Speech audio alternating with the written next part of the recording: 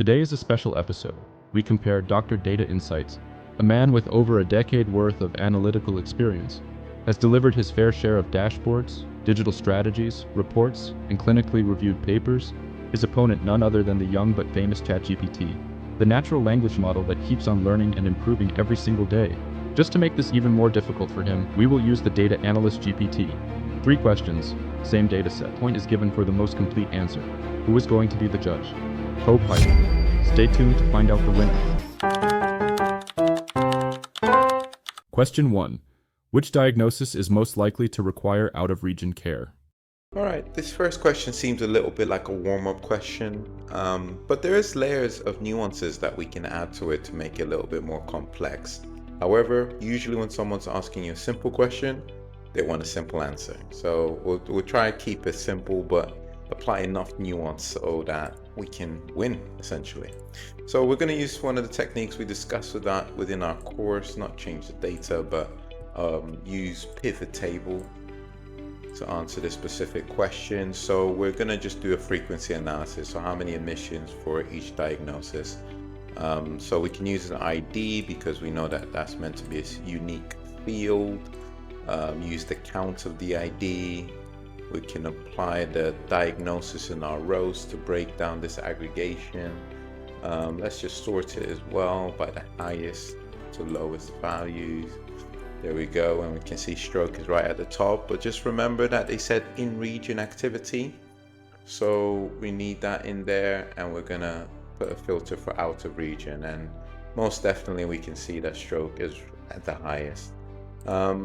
In some cases it would make sense because stroke would naturally be an emergency admission, so you're just likely to go to your closest facility.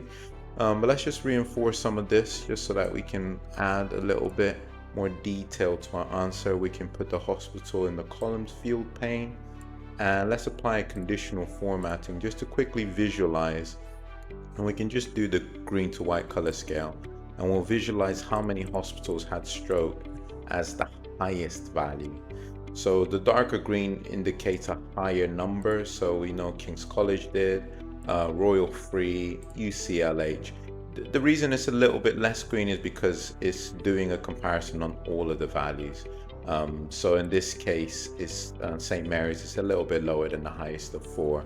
But we can say definitely for 4 of the 6 hospitals within the top 2, and then for at least 3 of the hospitals is definitely the highest value. So that just gives us a little bit more context and detail that we can put in our answer that hopefully means that we can take round 1. Dr. Data answer. The dataset indicates that stroke is the most frequent diagnosis linked to out-of-region care. It is in the top 2 for 4 out of 6 hospitals. This may be due to the urgent nature of stroke cases, where patients are taken to the closest available facility, overriding regional boundaries to prioritize immediate treatment. While this pattern is evident, the dataset is limited in size. Okay, let's get a little bit of feedback as to why ChatGPT took that first round. So CoPilot gives us a little bit of a breakdown table of the different criteria points it was looking at. It noted that we both got the same answers, but let's just go to the verdict.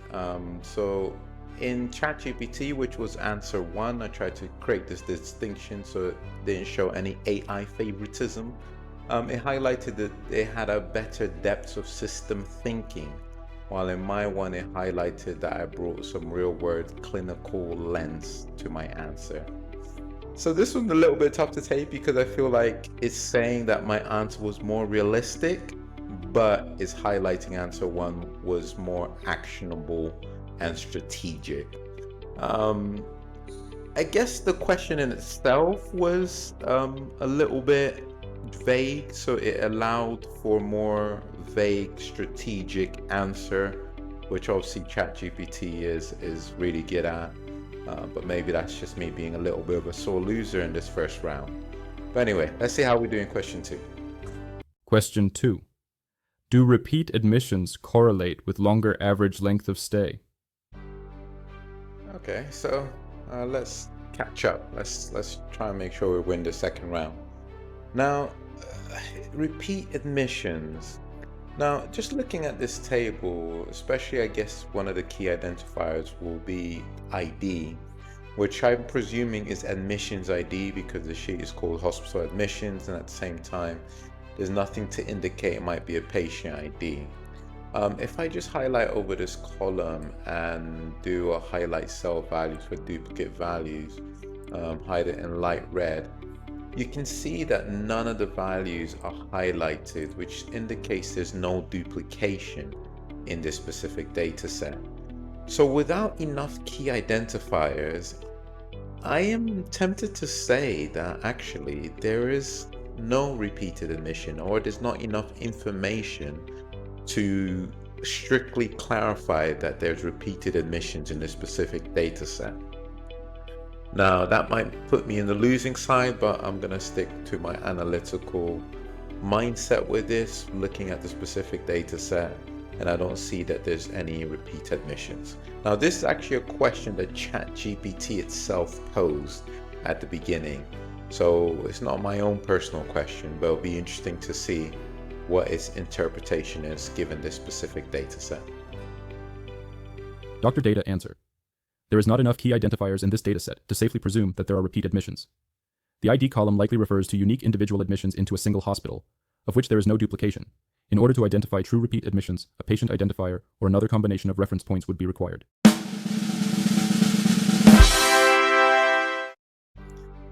All right, really happy with that result. It was good to see that CoPilot saw my line of thinking regarding this, so it'd been interesting, obviously, if I wasn't right, to understand the reasons why.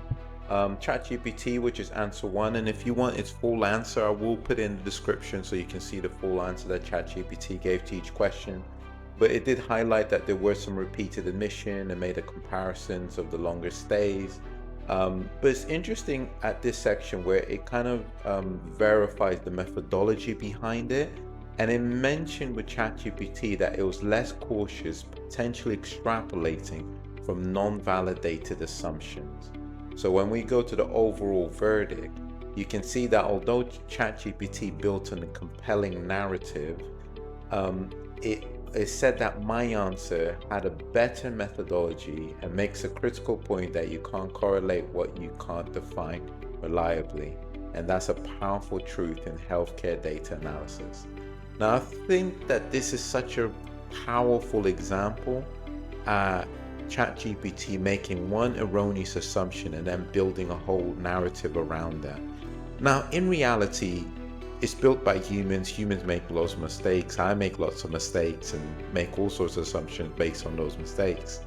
But just highlighted that this can happen in AI as well. So if you're not able to reverse engineer it or to understand the context of which a data set is established, you can end up presenting and not understanding why your answer is wrong. So this is such a good example, and I'm really happy I won this round.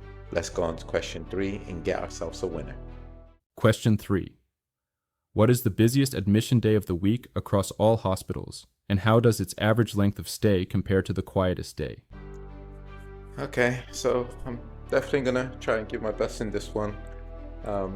Just do some cross analysis and everything I can do in order to just make sure we win this one. But this one has a lot of nuances. But what we can use, or at least my thinking with this, is that we can use a combination of formulas, pivot tables, and other things in order to identify the busiest day of the week, but also do some comparison and try to provide an answer that is worthy of the victory. But let's see. So the first thing I'm thinking of here is that we need to identify what the day of the week is. So we're going to need another column. We'll call it day of the week. We can use the formula weekday.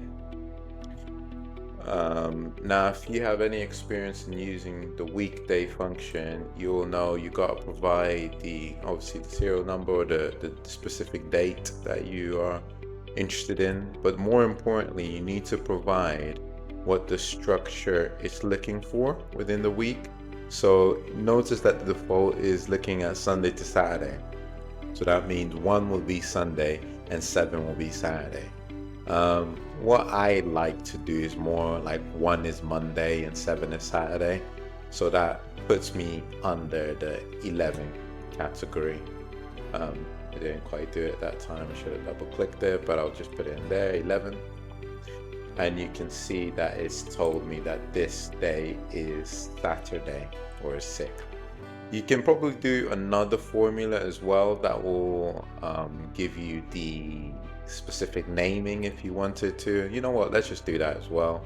Day of week, we'll call it a name, and we'll do a switch, which allows us to put one logical expression, gives them multiple different results and the value for them. So we'll switch based on this, and if it's 1, then the result should be Monday. If it's 2, then it should be Tuesday, and you get the drift. So I'll just quickly do this, make sure I got everything in the right order so that we're not losing because of an error, which was kind of what happened in the last round, and I don't want it to happen to me, so I'm gonna be extra careful.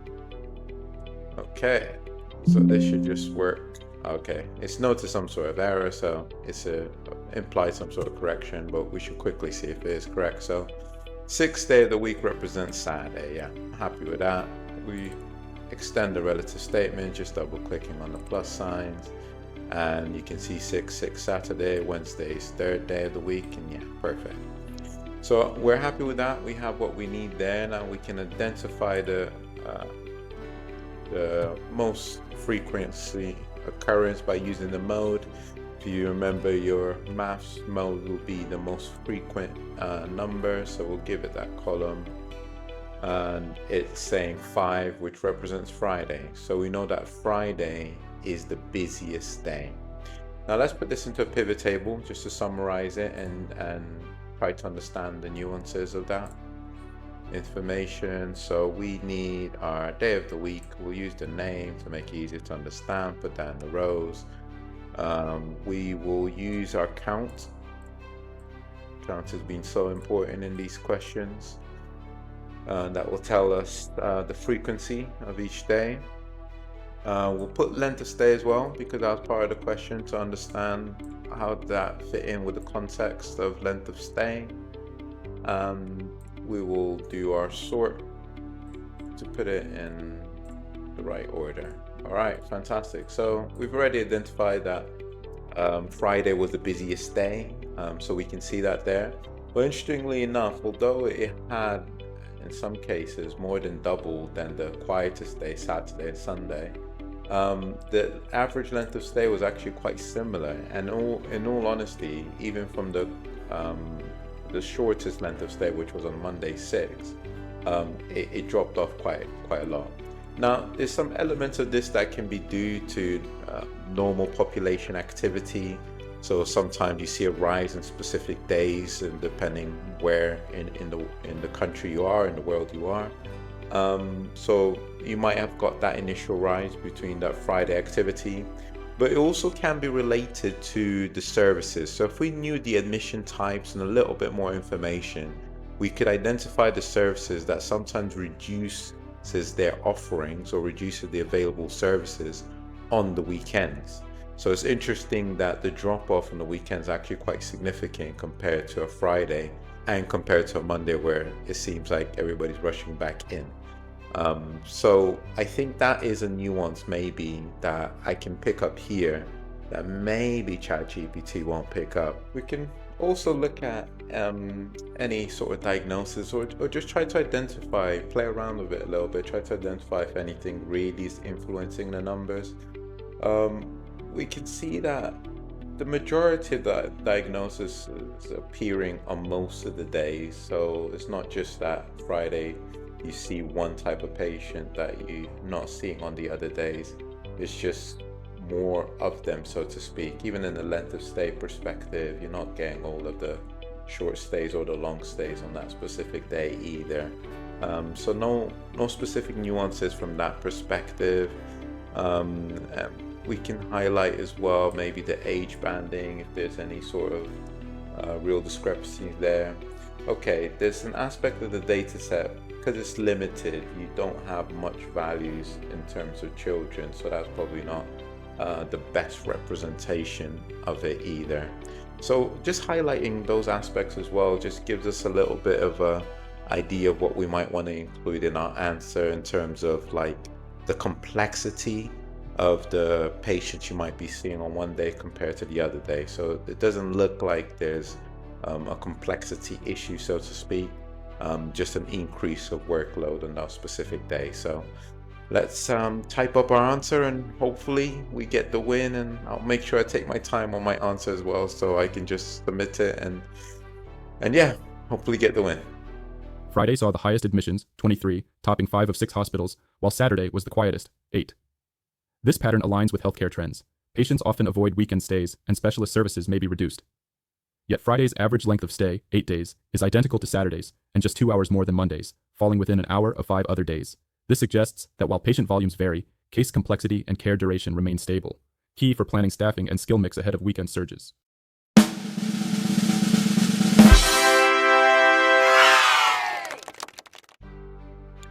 All right, so I got the victory. Let's look at a little bit of feedback and understand how I was able to get this one right.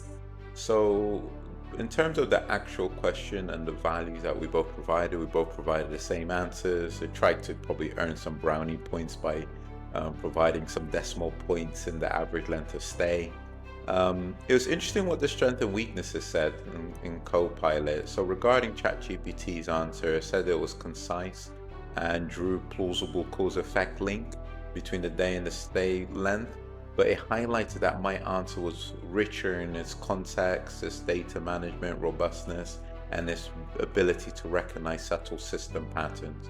In the weaknesses, it says that the ChatGPT's was a little bit simplified, while mine was a little bit too verbose. And I think that's down to the fact that I really tried to reiterate the points that I was making, and yeah, I probably ended up writing and repeating some of the logical statements I was making because I just really wanted to win. So overall verdict, I just slightly edged it. So it wasn't like a clear-cut winner, but I just slightly edged it because of my contextual richness and clarity of system insight.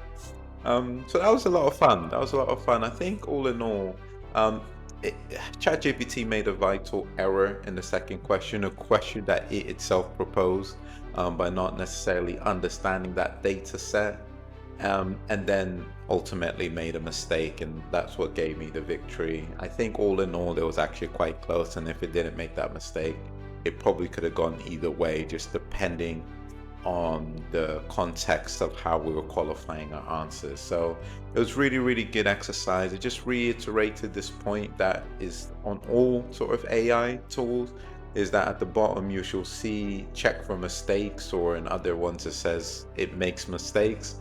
So it's just reiterating the point that you still have a measure of accountability as an analyst for the results being produced, and you should at least know how it's generating specific answers as well, although it can do a lot faster than honestly any human can do once it's prompted in the right way.